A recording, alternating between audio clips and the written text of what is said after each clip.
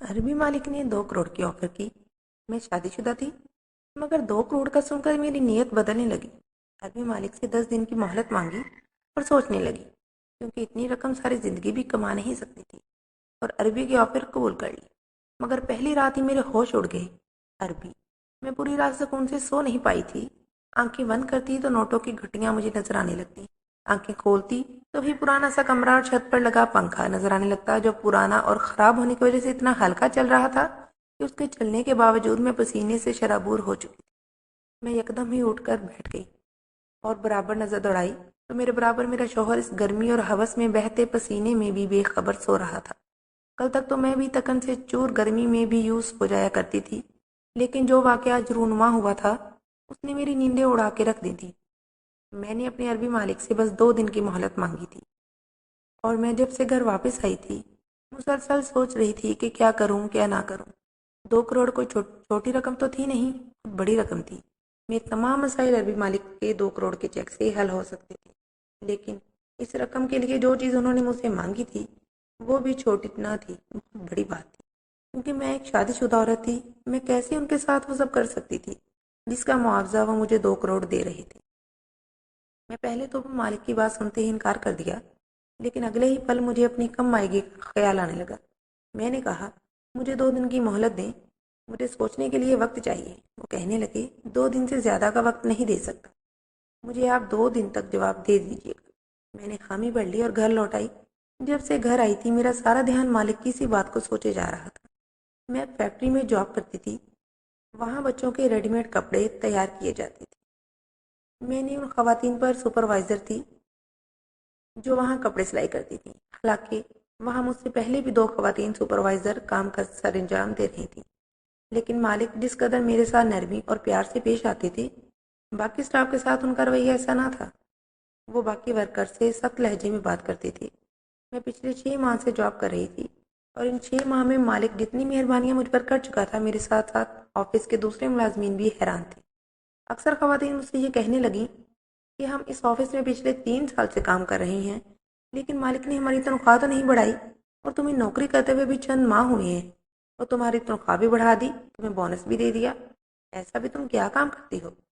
मुझे खुद मालिक की इस किस्म की मेहरबानियों की वजह समझ नहीं आ रही थी। एक खातून कहने लगी, बस मालिक इस लड़की की खूबसूरती पर मर मिटा है, इसलिए ये मेहरबानियां इस पर हो रही, वरना इस लड़की में दूसरी कोई खूबी तो है नहीं। ये बात सुनकर मुझे इस पर गुस्सा आने लगा। मैंने कहा, जुबान संभाल कर बात करो। अगर मालिक मुझे तुम लोगों पर तरजीह दे रहा है तो जाकर मालिक से पूछो, मुझ पर इल्जाम तराशी करने की जरूरत नहीं है। मैं भी चिल्लाकर बोली थी। मेरा लहजा बुलंद हुआ तो बहुत से स्टाफ के लोग जमा हो गए। वो खातून भी मुझसे लड़ने लगी। बात मालिक तक पहुंच गई। जब मालिक वजह पूछने लगे तो मैंने बिना लिहाज और मरब्बत के वो सब बातें बता दी जो मालिक के हवाले से खवातीन माबीन मौजूद गुफ्तगू बनी हुई थी। सबके सामने ये बातें मैंने बताई तो मालिक की घूरती नजर सब खवातीन पर थी, और वो खवातीन मालिक के तेवर देख कर शर्मिंदा सी हो चुकी थी। मालिक ने कहा, इस फैक्ट्री का मालिक मैं हूँ, मेरी मर्जी मैं जिसकी चाहे तनख्वाह बढ़ाऊं। आप लोग कौन होती हैं किसी की करदार कशी करने वाली? मालिक के सख्त गीर लहजे पर खवातीन की बोलती बंद हो गई। मालिक ने कहा, आइंदा किसी ने इस किस्म की बातें फैलाने की कोशिश की तो मैं इसे नौकरी से निकाल दूंगा। मालिक की धमकी काम आ गई थी और मेरी जान को भी सुकून हो गया था, लेकिन शायद ये मेरी एक गलत सोच थी। चंद माह बाद ये हकीकत जब मेरे सामने आई तो मैं चकरा कर रह गई। एक दिन मालिक ने मुझसे कहा कि फैक्ट्री बंद होने के बाद मैं ऑफिस में ही रहूंगी, कहीं न जाऊं। उन्होंने मुझसे बहुत ज़रूरी बात करनी है। ये सुनकर मुझे हैरत हुई थी।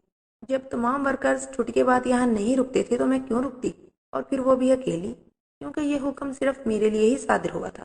छुट्टी के बाद तमाम खवातीन जा चुकी थी और दूसरे वर्कर भी आहिस्ता आहिस्ता जा रहे थे, लेकिन मालिक बड़े पुरसुकून तरीके से अपने ऑफिस के कमरे में बैठे थे। मैंने ज़रा सी दरवाजे को दस्तक दी ताकि उनसे कहूँ कि भाई, जो काम है मुझे बता दें, वरना मुझे भी छुट्टी दें। मेरी दस्तक पर मालिक ने मुझे अंदर आने की इजाज़त दी, लेकिन मैं अंदर नहीं गई, बस दरवाज़ा खोला और दरवाजे के दहलीज पर खड़ी हो गई। मैंने कहा, मालिक जी कहिए क्या कहना है? आप कहने लगे, यूँ तो बात नहीं हो सकती, आप अंदर आएँ, यहाँ बैठे मेरे सामने, मुझे आपसे बहुत ज़रूरी बात करनी है। मैंने अपनी कलाई पर पहनी घड़ी की तरफ देखा और फिर गहरा सांस खारिज किया और कुर्सी पर बैठ गई। लेकिन हैरत मुझे इस वक्त हुई जब मालिक ने कोई बात नहीं की, बल्कि वो तो मुझे बड़े गौर से देख रहे थे और साथ साथ मुस्कुरा भी रहे थे। मालिक की नज़रों से मुझे तजबज़ का शिकार होने लगी। اس کے بعد جو کچھ مالک نے مجھ سے کہا میرا تو دماغ کھول کے رہ گیا تھا۔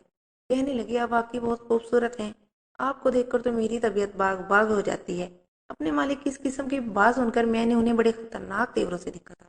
بجائے وہ شرمندہ ہونے کے مسکرانے لگے۔ میں نے کہا آپ کو شرم نہیں آتی مجھ سے اس قسم کی باتیں کرتے ہوئے؟ میں نے کہا مجھے آپ کی نوکری نہیں کرنی، ویسے بھی میں اتنی دیر تک یہاں آپ کی فضول گفتگو نہیں سن سکتی۔ میرا شوہر گھر پہنچ گیا ہوگا، میرا انتظار کر رہا ہوگا۔ میرے منہ سے یہ بات سن کر میرے مالک نے حیرت سے مجھے دیکھا تھا۔ کہنے لگا کہ آپ شادی شدہ ہیں؟ میں نے کہا جی ہاں۔ میں نے دیکھا کہ یہ سن کر میرے مالک کا چہرہ متغیر سا ہو گیا۔ وہ خاموش ہو گیا، لیکن کچھ دیر بعد پوچھنے لگا اگر آپ کا شوہر آج جاب کرتا ہے تو پھر آپ نوکری کیوں کر رہی ہیں؟ میں نے کہا کہ میرے شوہر کی تنخواہ بہت کم ہے، اس لیے میں اپنے شوہر کو سپورٹ کرتی ہوں، اس لیے نوکری کر رہی ہوں۔ ہم دونوں کماتے ہیں تبھی ہمارا گھر چلتا ہے۔ میری بات سن کر بولا ٹھیک ہے آپ جا سکتی ہیں، اور اگر آپ کو میری بات بری لگی تو اس کی معذرت چاہتا ہوں۔ آپ کل ڈیوٹی پہ آ جائیے گا۔ وہ کافی سنجیدگی سے کہہ رہا تھا۔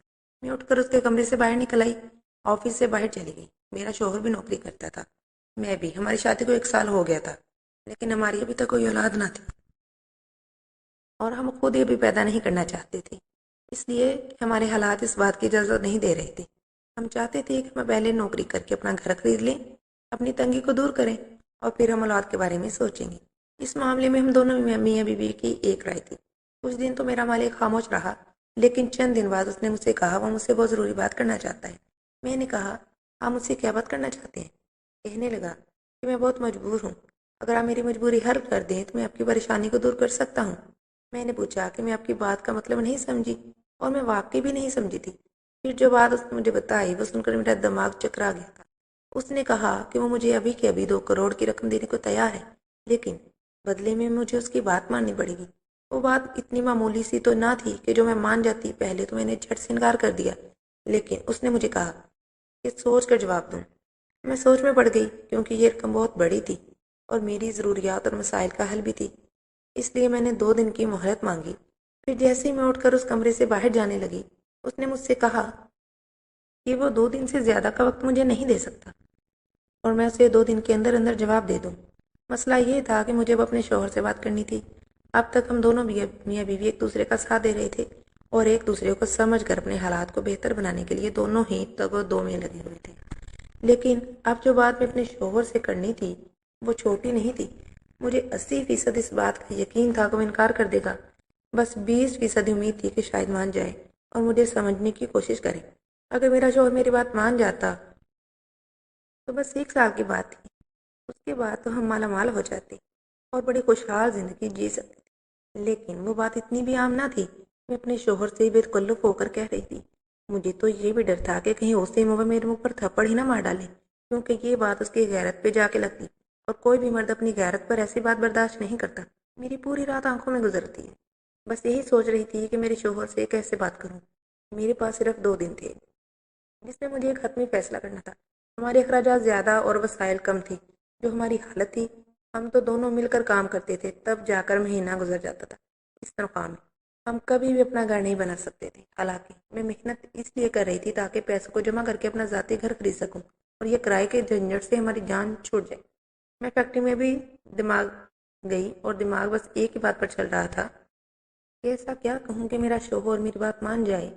رات کو میں نے اپنی میاں کا پسندیدہ مٹن قورمہ بنایا۔ کھانا دیکھ کر تو اس کا چہرہ چمک سا گیا تھا۔ پھر کہنے لگا مت بنایا کرو، اتنی مہنگی چیز ہے، جانتی ہو نا گوشت کتنا مہنگا ہو گیا ہے، ہمارے 4 دن سادہ کھانے سے آرام سے گزر جاتے۔ اس نے پلیٹ میں مٹن قورمہ ڈالتے ہوئے کہا۔ میں نے کہا کہ کیا ہماری زندگی یہی سوچتے رہیں گے کہ یہاں سے پیسے بچا لیں تو وہاں کام آ جائیں گے؟ کبھی یہ نہیں ہو سکتا کہ ہم بنا سوچے سمجھے بے دریغ پیسہ خرچ کریں، جو چیز چاہے کھائیں پیئیں خریدیں۔ میری بات سن کر کہنے لگا حالات تمہارے سامنے ہیں، ہمارے نصیب میں یہ سب عیش نہیں ہے۔ اس نے روٹی کا نوالا توڑا اور کھانے لگا۔ میں نے کہا کہ مجھے ایک آفر ہوئی ہے، اگر تم میرا ساتھ دو تو ہم 1 سال میں کروڑوں پتی بن سکتے ہیں۔ میری بات سن کر کھانا کھانا بھول گیا۔ کہنے لگا کہ کیا کہا تم نے، ایسی کون سی آفر ہو گئی ہے تمہیں؟ میں نے ڈرتے ڈرتے دھیرے دھیرے سے ساری بات بتا دی، بڑی خاموشی سے۔ اس نے میری بات سنی لیکن کھانا وہیں چھوڑ دیا۔ یہ کہہ کر میرا دل دھک دھک کر رہا تھا۔ کچھ دیر کوئی نہیں سوچتا رہا، میری جانب دیکھتا رہا۔ میں اس کے جواب کے منتظر تھی، بس سمجھ نہیں پا رہی تھی کہ اسے پوچھوں یا نہ پوچھوں۔ پھر میں نے کہا کہ میں سوچ رہی ہوں کہ کل جا کر اپنے مالک کو انکار کر دوں۔ یہ بات سن کر اس نے میری طرف دیکھا، کہنے لگا، تم نے مجھے بڑے امتحان میں ڈال دیا ہے، لیکن جو آفر تمہارے مالک نے کی ہے وہ رقم اتنی زیادہ ہے کہ میں سمجھ نہیں پا رہا کہ تمہیں کیا جواب دوں۔ شاید وہ بھی میری ہی کیفیت سے گزر رہا تھا، جیسے میں سمجھ نہیں پا رہی تھی، اس کی بھی سمجھ میں نہیں آ رہا تھا کہ کیا کرے اور کیا نہ کرے۔ پھر اس نے مجھے کہا کہ ٹھیک ہے، تم اپنے مالک کی بات مان لو۔ اصل میں میرے مالک نے کہا تھا کہ وہ بے اولاد ہے، اس کی بیوی بانجھ ہے، اسے اولاد نہیں دے سکتی، اور وہ اپنی بیوی کو چھوڑ نہیں سکتا کیونکہ سارا کاروبار اور دولت اس کی بیوی کے نام ہے، اور کہنے لگا کہ اسے خوبصورت بچہ چاہیے، اور چونکہ میں خوبصورت ہوں، مجھے دیکھ کر اس کو خیال آیا تھا، اس لیے میں تم پر زیادہ مہربانیاں کر رہا تھا۔ اگر تم غیر شادی شدہ ہوتی تو مجھ سے شادی کے بعد بچہ ہونے کے بعد طلاق نہ لیتی، لیکن مجھے صرف اولاد کے لیے شادی کرنی ہے۔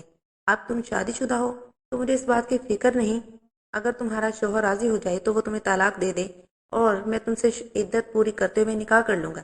جیسے ہی میری اولاد ہوگی میں تمہیں طلاق دے دوں گا، عدت پوری ہوتے ہی تمہارا شوہر تم سے دوبارہ شادی کر لے گا، اور 2 کروڑ اچھی خاصی رقم ہے جن میں تم دونوں میاں بیوی کے حالات بہتر ہو سکتے ہیں۔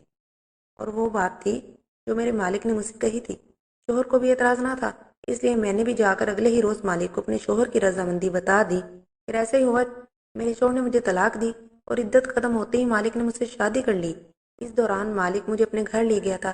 اس کی بیوی بہت خوبصورت تھی، لیکن مجھے دیکھ کر اپنے چہرے کا رخ غصے سے بدل لیتی تھی اور مجھے مجبوراً برداشت کر رہی تھی، اور مجھے بھی مالک سے محبت نہ تھی۔ میرا مقصد صرف پیسے کا حصول تھا۔ ابھی میری شادی کو 2 ماہ گزرے تھے کہ میں امید سے ہو گئی۔ مجھے تو خیر اس بات سے کوئی خاص خوشی نہیں تھی، کیونکہ مالک میری مجبوری تھا، میرا محبوب نہیں۔ مجھے ابھی بھی اپنے شوہر سے ہی محبت تھی، لیکن مالک بے حد خوش تھا۔ وہ میرا پہلے سے زیادہ خیال رکھنے لگا تھا، اور اس کی بیوی بھی بہت خوش تھی۔ وہ میرے کھانے پینے کا بہت خیال رکھتی تھی اور خود مجھے اپنے سامنے جوس پلاتی، کبھی دودھ پلاتی، میری دوائیں مجھے وقت پر دیتی تھی۔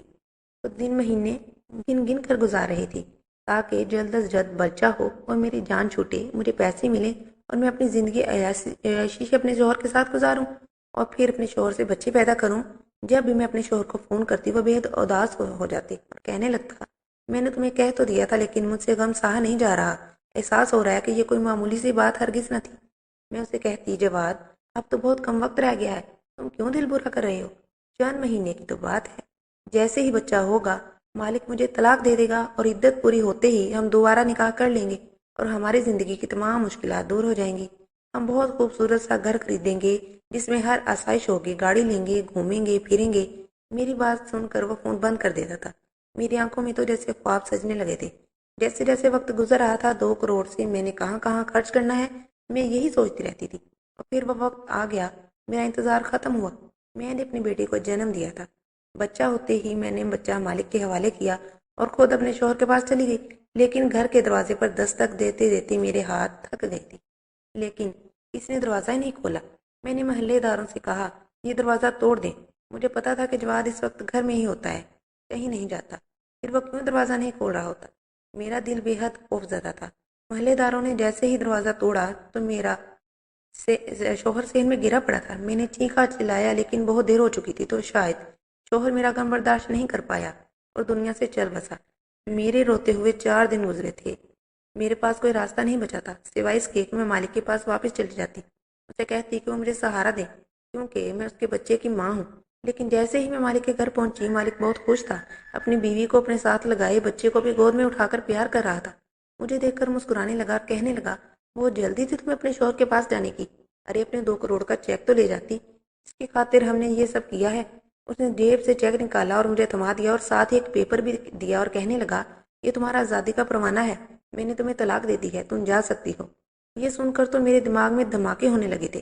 پیسے تو آگے سے، لیکن بے سہارا ہو گئی تھی، تنہا رہ گئی تھی۔ جس کی خاطر میں نے اتنا بڑا قدم اٹھایا وہ شوہر رہا نہیں اور نہ ہی مالک کی زوجیت میں رہی تھی۔ اس لالچ نے مجھ سے ساتھی بھی چھین لیا۔